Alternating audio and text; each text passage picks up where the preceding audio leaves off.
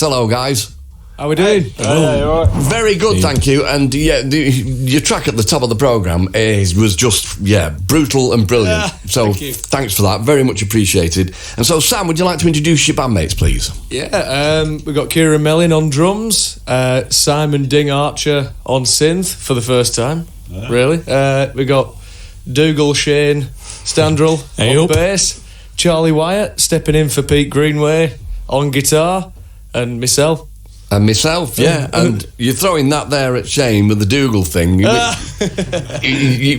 reckon that he looks like Dougal? He acts like Dougal more than anything. I tell you what, I mean, every now and it's normally me that starts a fight between band members, but it's you tonight, Sam, definitely. It's a long time coming. Yeah, mate, absolutely. Well, we'll sort him out, don't worry. So we've been playing No Control on this programme, and we love it, and that's the tune you're going to do for us now, isn't it? It is, yeah. Get to it, thank you. Listen, we'll be paying you compliments tonight, but I have to say the end of that song is right up there with the end of Ace of Spades. It's just it's just perfect, isn't it? So that was Imperial Wax live in session with the tune that we played quite a lot on this programme called No Control, and the album is called Tranquilliser, and it is out now, and we'll get to all that in a short while. And there's a few different dynamics going on in the room now, and so we've got two ex-Fall members here, one being Ding, of course, the legend. Am I allowed to call you that? Mate. Well, yeah, you're right. Yeah, you'll have it, won't you? Yeah, you can live with that. I'm sure you've been called worse. I'd take that with a big beam on my face if you called. His head's big enough. There you go. But of course, we've got Kieran on the drums, and Kieran, obviously, I'll have to tell people, obvious to some but not to all, that you were a member of the Fall for what is now historically the longest-lasting lineup, isn't it?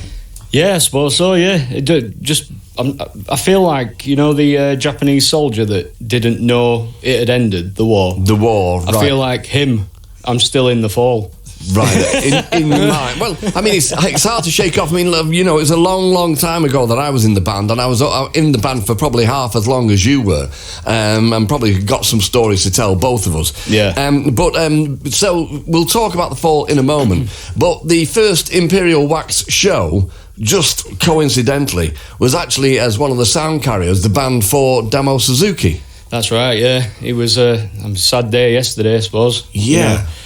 But yeah, it was Jacob Brailsford, our booking agent, who just decided, he just said, you want to be the sound carrier for Damo Suzuki? And we said, well, we don't have a name or anything, and literally just came up with it on the spot, because it was the first Fall record that we did, Imperial Wax Solvent, so that's where we started. Okay, and I mean, if you look at jumping, I mean, you could say frying pan fire. I mean, obviously, both absolute legends and both truly, truly wonderful people.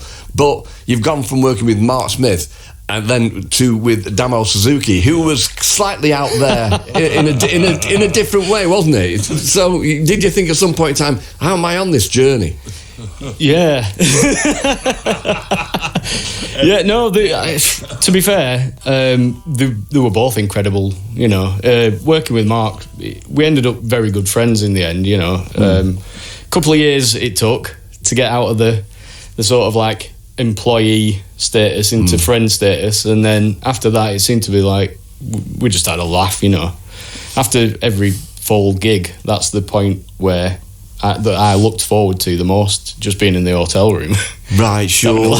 And so, I mean, it must have been very tough and very emotional for you, particularly with Mark being so poorly towards the end of his performing career and his life, sadly. Yeah, it were really tough, actually. It's just, I believed he'd get better all the way through. Right. Because he had cancer in 2012. I know. He's like, I'll just go to Germany and get it sorted. And he came back and he was on stage in a wheelchair and absolutely fine. But this one got him, unfortunately. It was a little bit like you say. I mean, almost like the kind of Shane McGowan thing, whereby you're thinking, oh, this guy's so poorly, but just kept going in one form or another, and those legendary performances towards the end. Credit to you all for that, and just amazing. So, how did it feel once you'd been through that and joining the ranks of it's the old cliche, isn't it, of 500 different ex-members of the Fall or whatever, but then getting the new band together? Was that was that difficult to do, to follow from that kind of legendary status? Yeah, well, to be fair, you know, we were trying to set ourselves aside from the Fall. We wanted to become our own band and our own thing. We didn't want to kind of go out there. We did play a couple of Fall songs for the first few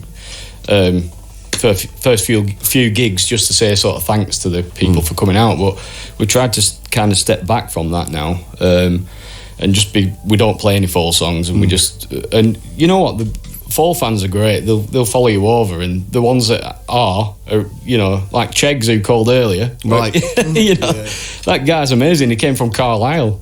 Wow. To Preston just to watch us. You know, it's fantastic, really. Yeah, but I mean, the bottom line is, if you were crap, they wouldn't. Wow. You see, I mean, We are crap. Loyalty can go so far, can't it, really? But if it doesn't work, it doesn't work. And I do mean that. Like I say, I'm loving your record. Oh, thank you. But, I mean, it's not the obvious, immediate reaction to leave the situation we're in and then going to work with two guys who were in a band called Black Pudding. Well, actually, it was Sam. I bumped into him at a beer festival in Cone. And, was it not a Black Pudding festival? Well, you can always find a black pudding somewhere where we live. Very philosophical. Yeah, Sam came up to me and just said, "Oh, sorry about Mark, you know, passing."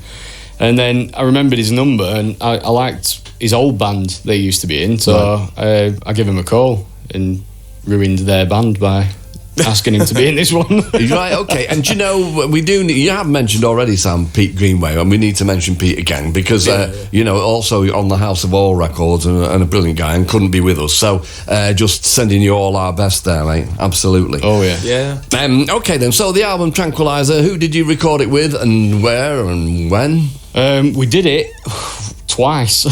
So, the first time, it sort of didn't work too well. So, the second time, we did it at home studio, HOHM, in Bradford with Tom.